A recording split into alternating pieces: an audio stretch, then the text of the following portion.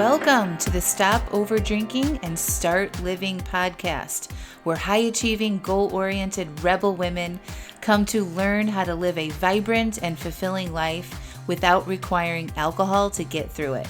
No labels, no judgments, no saying you'll never drink again. Just real proven methods to help you stop rebelling against yourself with alcohol so you can drink less and do more. I'm your host, Angela Mascenik. Let's dig in.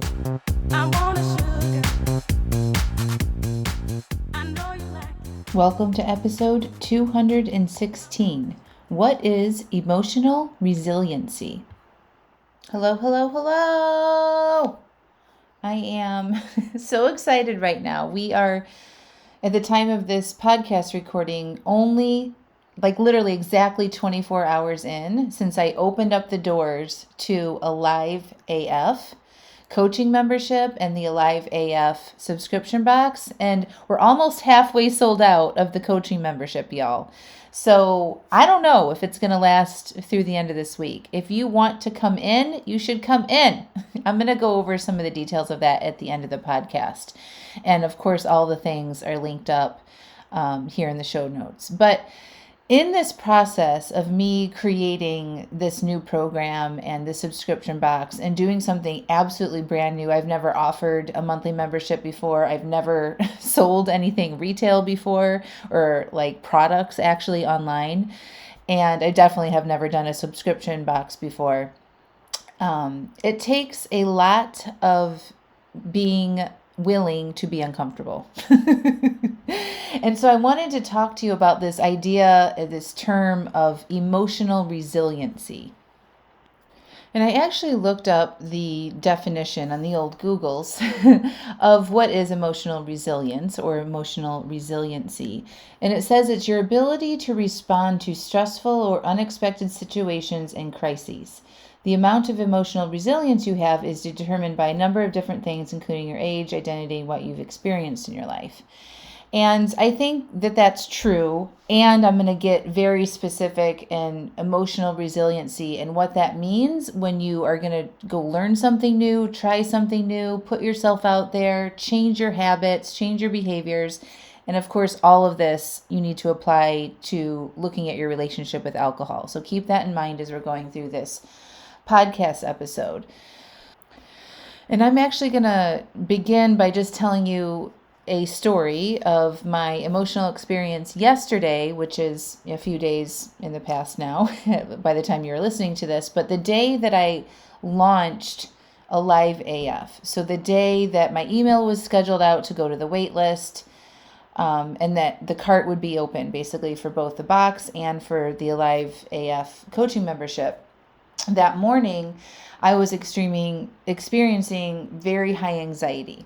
And I know that I was experiencing high anxiety because my heart was pounding. I literally felt that heart pounding vibration in my chest.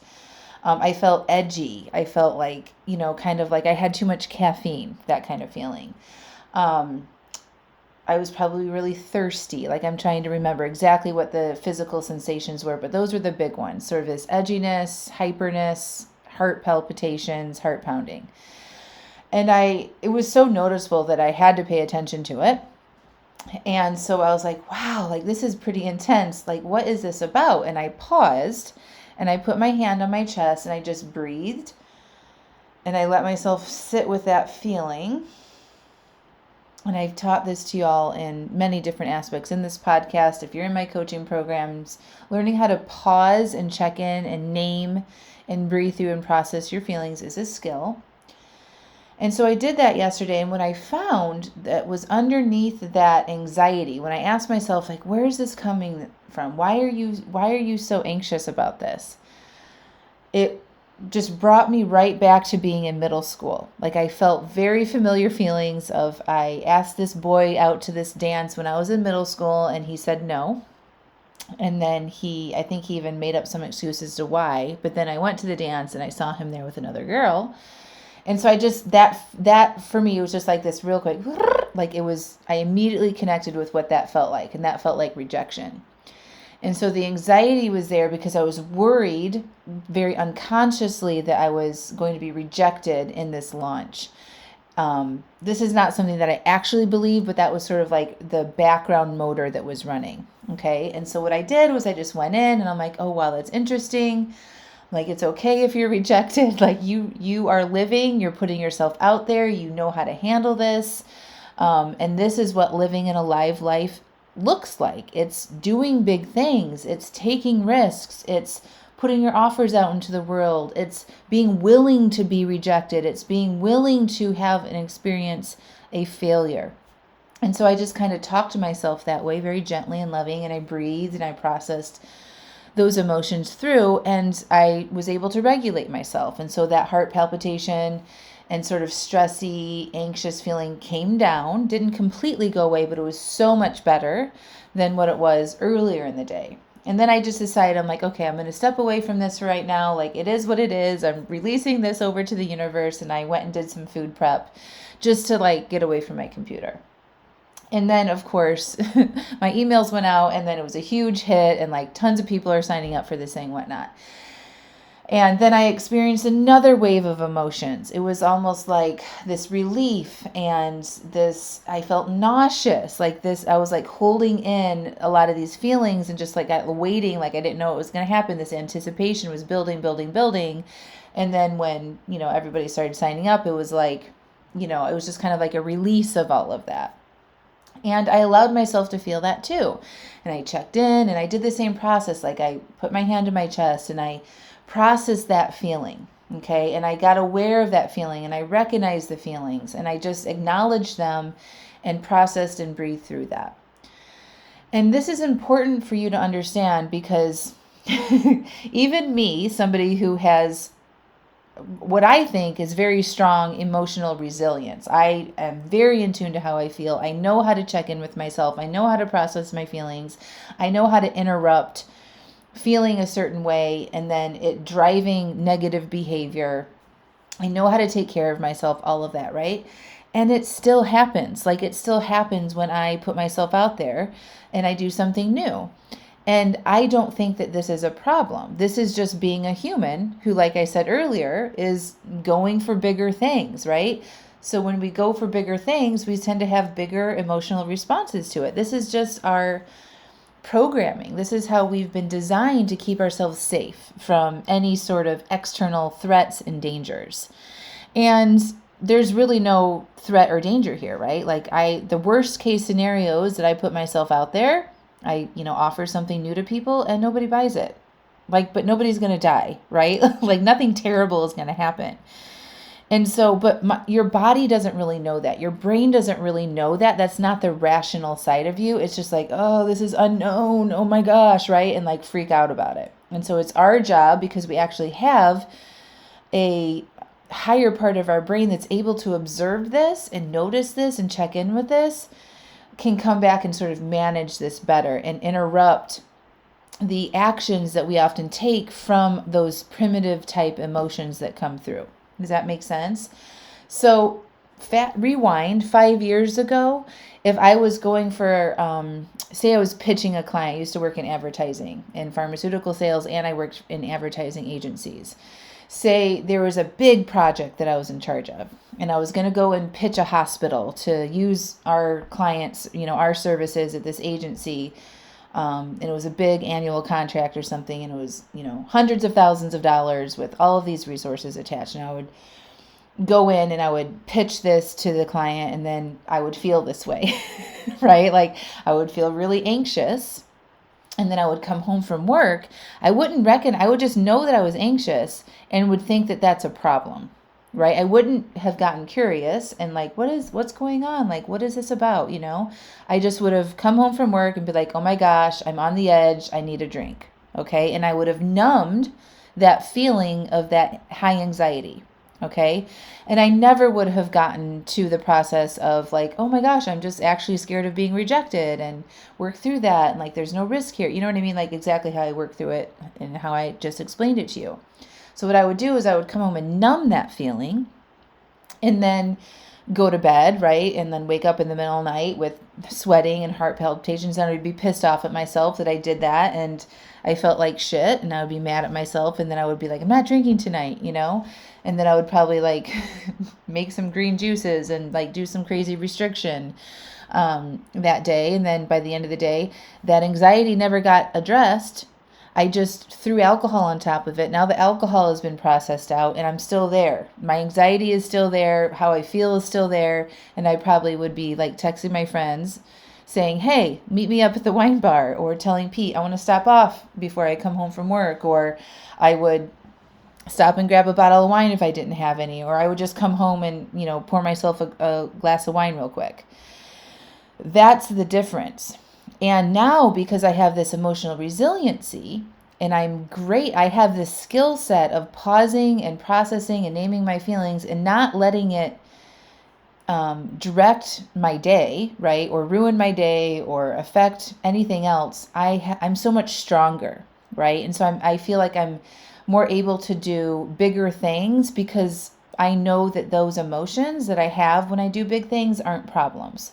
Right? So I'm willing to ask for the bigger sale. I'm willing to ask for things that in the past probably would have freaked me out or I would have been too scared to. Another example of this is having a lack of emotional resilience is that I would let fear of being rejected or somebody saying no or being mad at me stop me from even asking. And this goes way back into my childhood. Okay.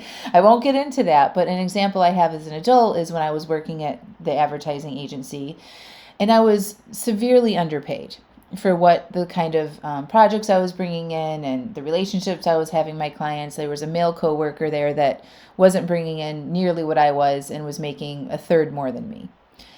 And I knew that I needed to get a raise or I deserved a raise, but I was too scared to ask for that because I was scared of the emotional rejection, the feelings that I would have if they said no.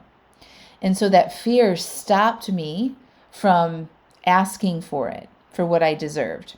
Are you all following me here? So I didn't have emotional resilience there because I let those feelings stop me from doing something that I had really no idea what the outcome was going to be. I just projected that they would say no, and that's the outcome that would be, and then I would feel like shit, and then I would probably have to quit, or they would be mad at me or something. Okay, so I never did ask for that.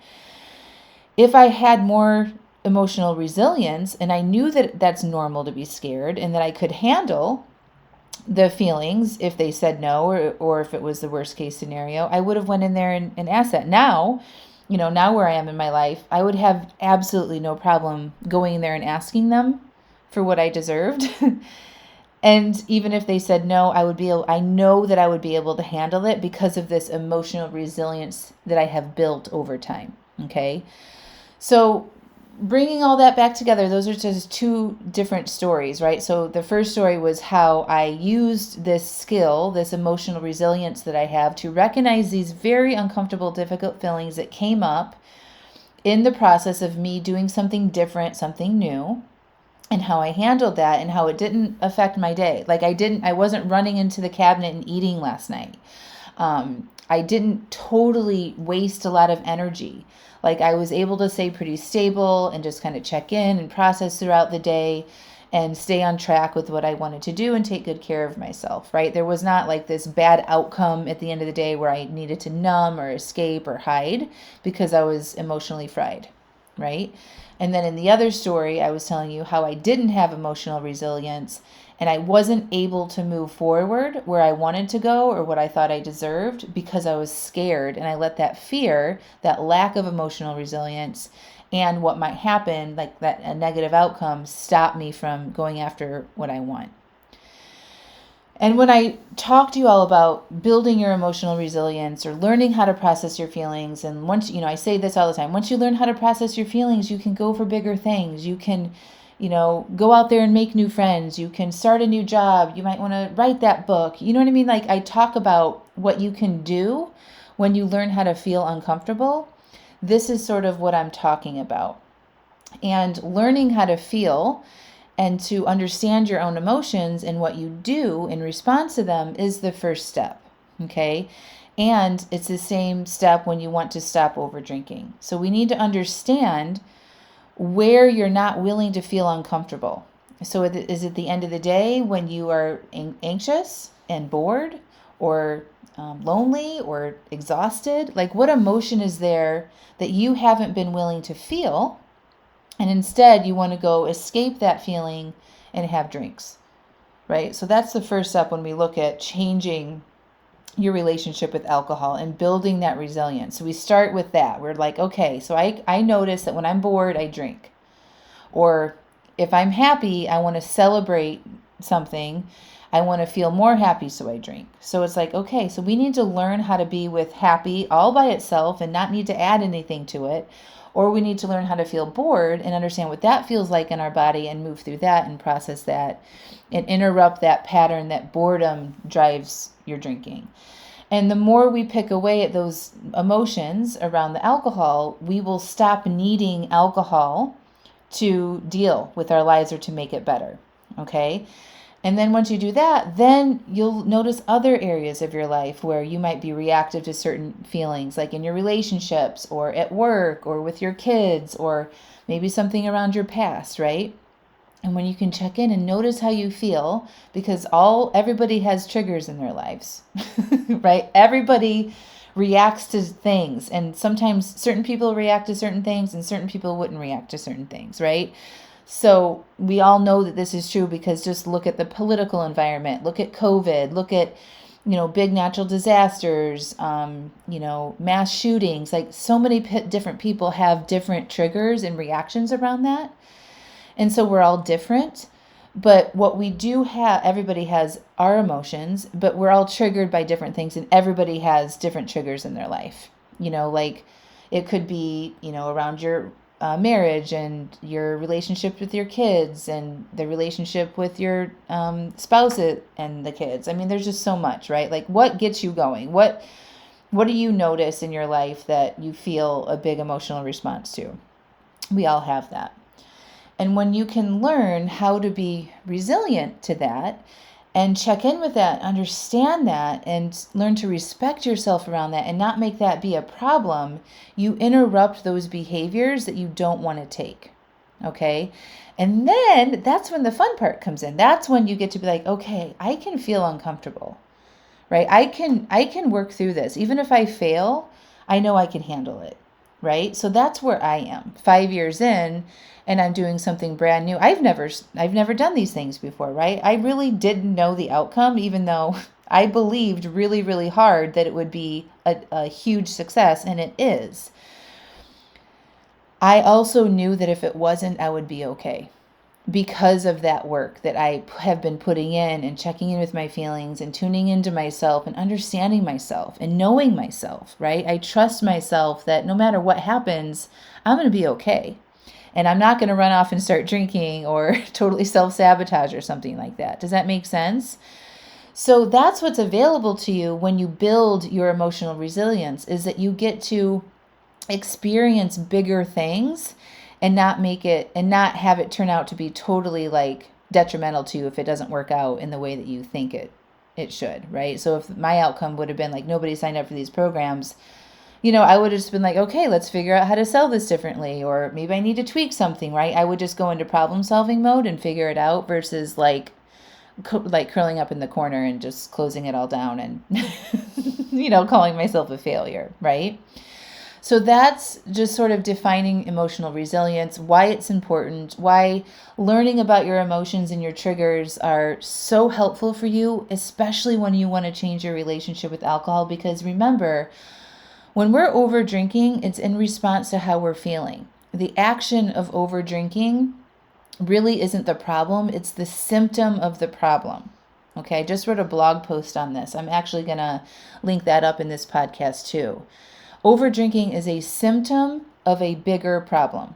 Okay, and it all comes back to us not knowing how to feel our feelings and how to have emotional resilience and understanding our triggers and all of that. So it looks at our relationships, our past, our work stuff, kids stuff, any sort of big life thing that's happening and our feelings around that, that's the underlying issues. It's not so much the alcohol.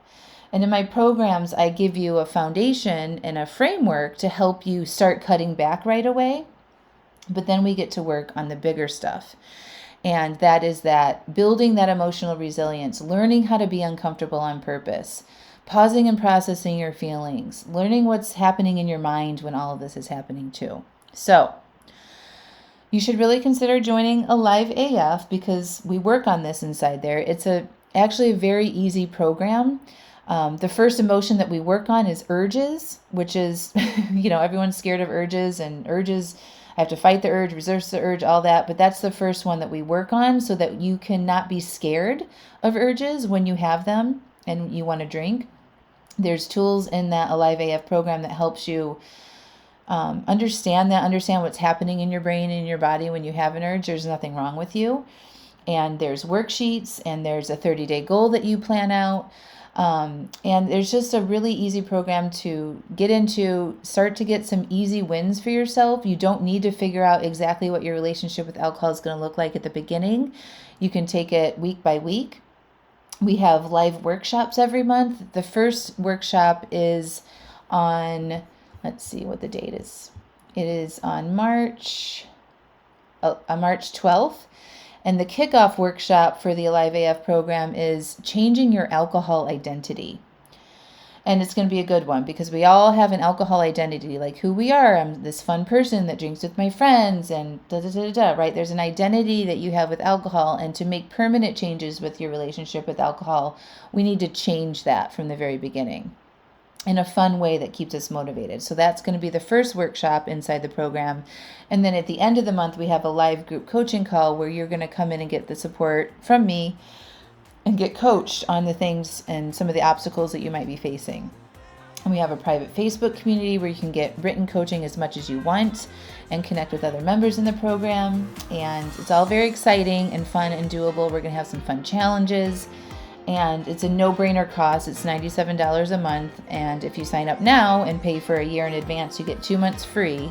But we're getting close to that, those specific spots being full. So you want to make sure you get in on this now at the very beginning.